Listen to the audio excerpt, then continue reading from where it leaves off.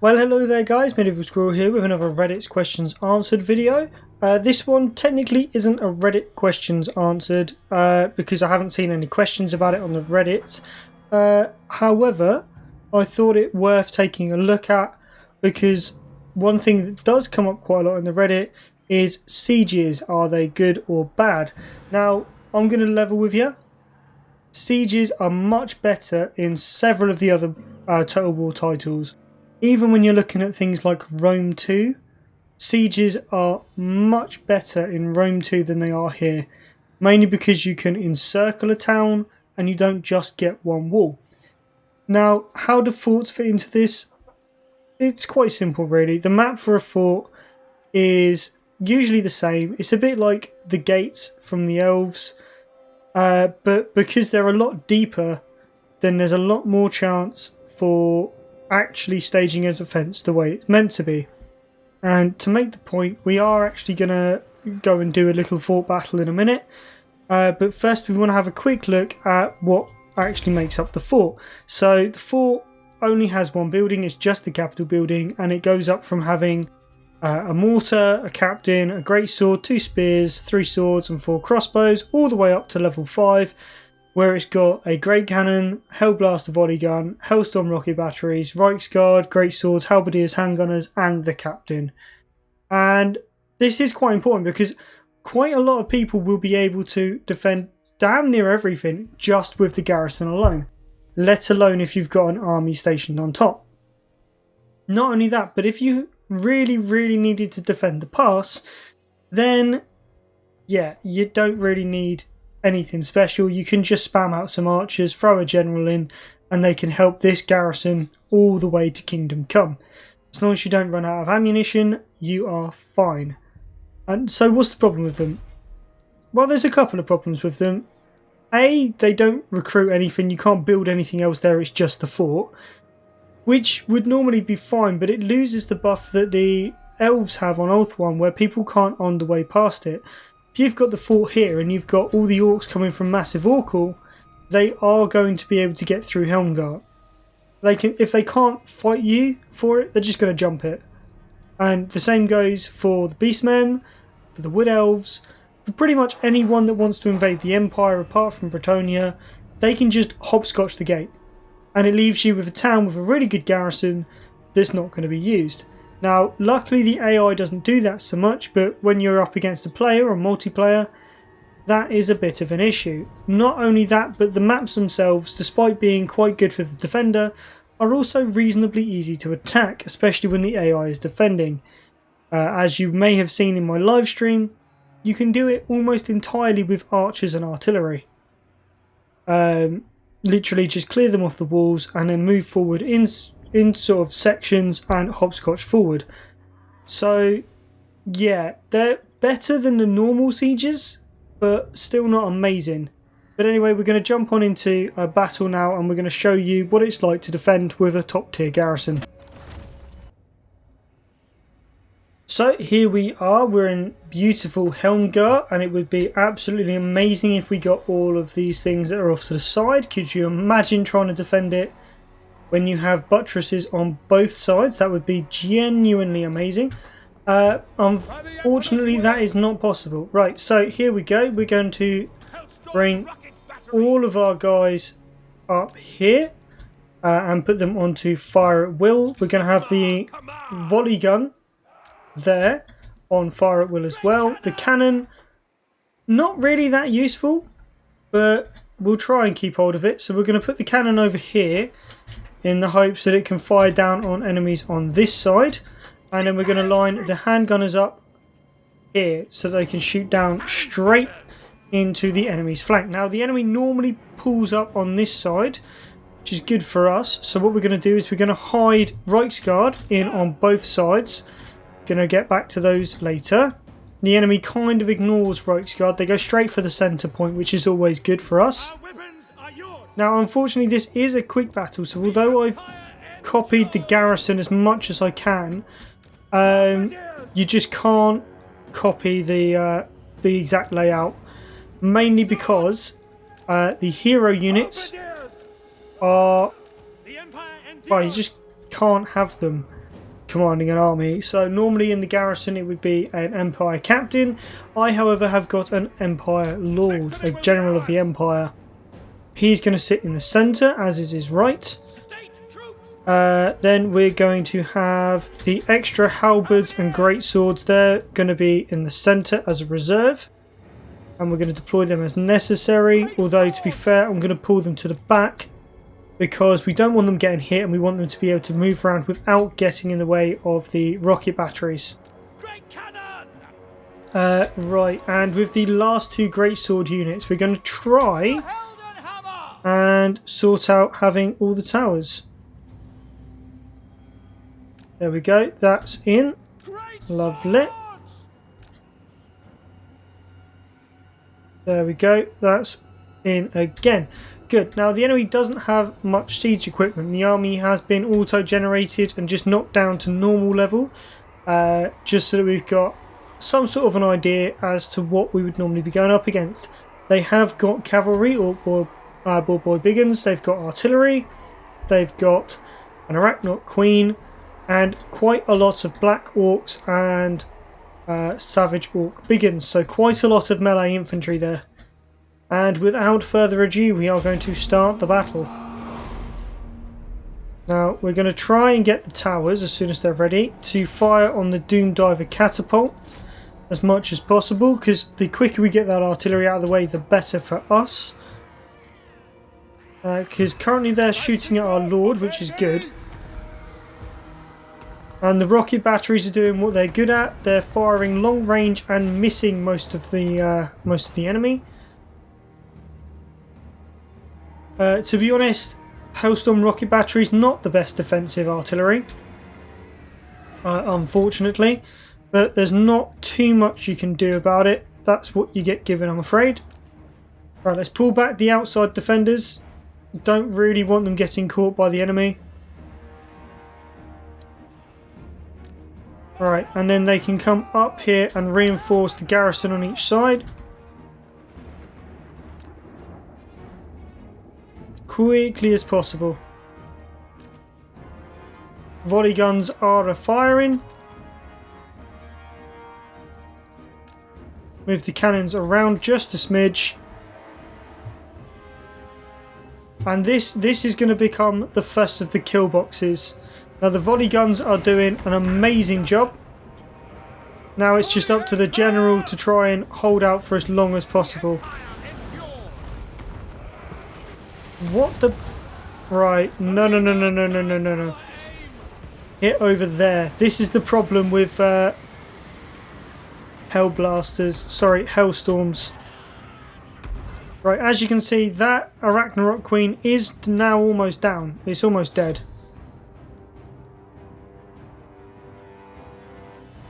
Hailstorms are currently more of a hindrance. Right, that general is doing well, kind of. Now we just need to take out that big boss. Swap over onto the archers. The big boss will fall into line. No, what are you doing? Just line up. God damn. The AI cannot cope with this kind of battlefield, apparently. As you can see, they are... Oh, they're not leaving us alone. First time I've ever seen that. Let's carry on forming up. We are ready. And we're still holding the kill box in the centre. Right. Those knights are almost ready to move. Right, I need 2 companies of handgunners over here. And we'll bring the reserves up to this flank. Then this unit of Reichsguard can head down here to flank.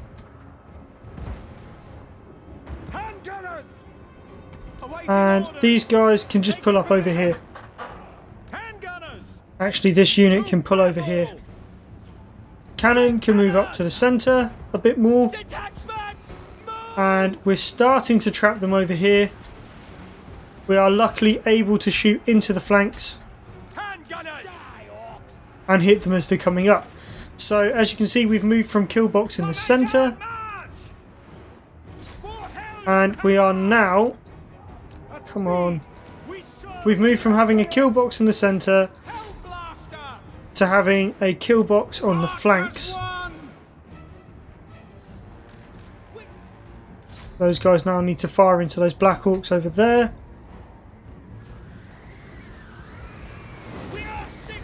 Alright, these guys can pull up over here. At speed!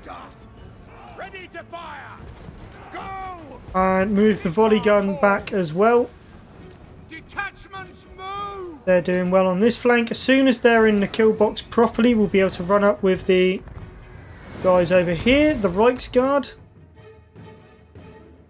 Unfortunately, we're not very good at shooting down this bit.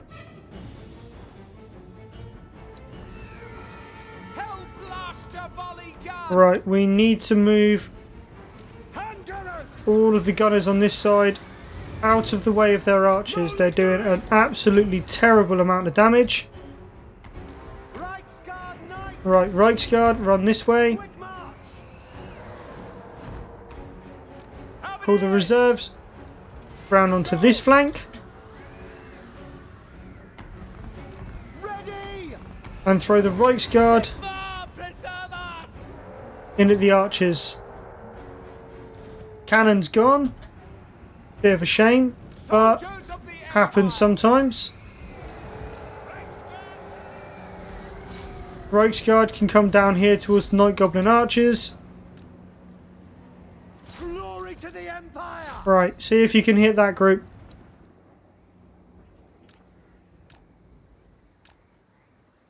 No? Okay, come after the catapult instead. Drag them out this way. Right, now let's move those guys out and back to where they should be. Ranged units form up on this side, shoot into the flank. Taking on the catapult, that's fine. 2 rocket batteries, just need to stay where you are, please. Basically. Cavalry can move up and trap.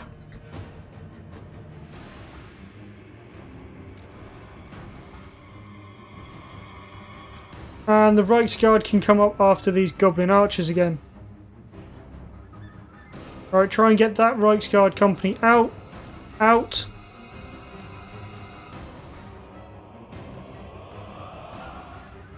As you can see, it's going to be a rather costly victory, but it will be victory.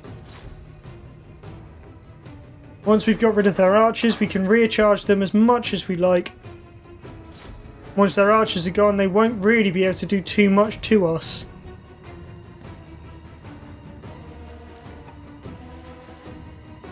Right, they're going to form up on that flank. Into the back of them, and there we go. Army loss penalty. So, how costly was it? We lost about a quarter of our men. Now, this would be so much easier with better units. Now, Hellstorm rocket batteries are amazing artillery pieces, but not in this kind of a battle. Now, if you got to pick your garrison, you would last longer. So I'm going to show you what the ideal garrison would be in my mind's eye. Okay, so welcome back. This is what I would say is probably the best garrison there is. So you've got an Arch Lector to hold himself out front. You've got a Bright Wizard to throw fireballs at people. You've got crossbowmen which can arc their shots, makes taking out those archers easier. You've got mortars instead of the artillery that was there before, the volley guns, the rocket batteries and the great cannon, which are all technically higher tier and much better artillery pieces, but mortars in this are just so much better. So we're going to go up against the same army and I'm going to show you what the difference is. So here we are again. We've gone for pretty much exactly the same format. As you can see though, there's no cavalry, so there's going to be no flanking force, but what we've got is a lot more ranged firepower and a little bit of magic. So we've taken the same format. We've got 2 units up on the walls. We've got 2 units on each side. We've got no reserves this time, so if the front line buckles, we all die. But we shouldn't do. We've got a lot of mortars. They're going to cause a lot of damage. We're going to take them off of fire at will at the moment because we don't need them to be shooting. Now, we're not going to be able to take out their artillery. We've got nothing that's going to be able to do that job. But here we go. Oh. But here we go. And we're going to throw this unit over here. This unit over. This unit over to here. Now, they're all going to be starting to shoot at us. And we are going to take some damage. We haven't got shields. But as long as we don't get caught in close combat, we should be okay. So, there they are, battering down the doors again. Here they are congregating up on the walls. And there they go as we launch shot after shot of mortars into them. Okay, we haven't really got any kills so far. Right, here we go again. So we've got no volley gun this time. But here's what we have got. A lot more ranged units all shooting at it. We've got gunners, we've got crossbowmen. We're able to arc our shots now. And as soon as they get up, we can throw down a vortex spell and obliterate them.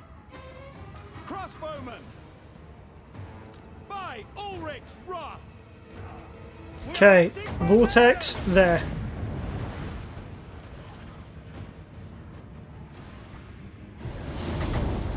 And just a flaming head straight through the centre there. So we have already done far more damage than we did in the last round.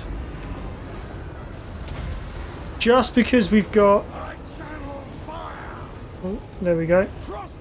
Just because we've got crossbowmen and mortars instead of what they gave us last time. Also, it doesn't really hurt to have magic. Right, focus fire. Okay, maybe not. That unit of crossbows over there, please. You are not supposed to be in this group. You over there. You over there. You can shoot into the rear. Open fire with the mortars.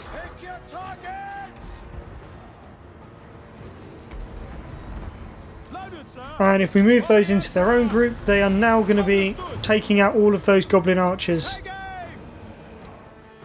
Which, as you can see, is so much easier now because we can hit them. What it means is that we have nullified their ranged units. Move that unit over there. This one over here. We should be able to get quite a good number of kills now.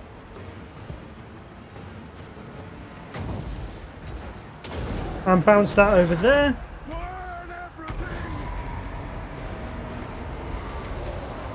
And most of that side is now retreating. Bring the wizard over. Right, these guys can now all shoot over here. Are they shooting mortar shots in? No. Let's move them over there, please. Crossbows are now obliterating yet another unit of archers. They're gone. Now into that lot. As you can see, the battle is swinging more and more into our favour. Now we just deploy to whichever side needs us most, which I think is this side at the moment. Actually, we'll deploy 2 and 2. And if we continue to shoot the mortars... Yep, as you can see, we're doing an extraordinary amount of damage. And they are already retreating. We've lost a lot less men than we had originally. Our front line has taken a massive battering, but realistically we've saved 200 lives by teching down rather than up. So, moral of the story, the garrisons are good. You can defend with a top tier garrison. The wall towers are something else. But you don't defend from the walls in any sort of such situation. Defending from the walls does not give you any bonuses, so teching the towers up doesn't help. So, my advice, stick with the tier 3 fort if you can. I know sometimes it's tempting, sometimes you forget yourself, you just sort of tech up naturally. But the higher tier units aren't worth it. Now, one of these with an army in will never lose. I don't think you can lose it. Not as the Empire at any rate. Because if you've got all that high tech stuff that they gave you in the first one, and then also have this army on top, you can just funnel them into the kill zone. You could take 4 armies easily. Especially if your second army, your reserves, is just mortars and crossbows with maybe a wizard or 2. You shouldn't be able to lose the fort. So, when it comes to whether or not they're useful, I think it comes down to situation. If you're playing as orcs or lizardmen, that fort is not going to be worth anything to you. The garrisons you get are rubbish, and most of your units are close combat. So let's be honest, you want to be able to move, reposition, charge. Open fields are much better.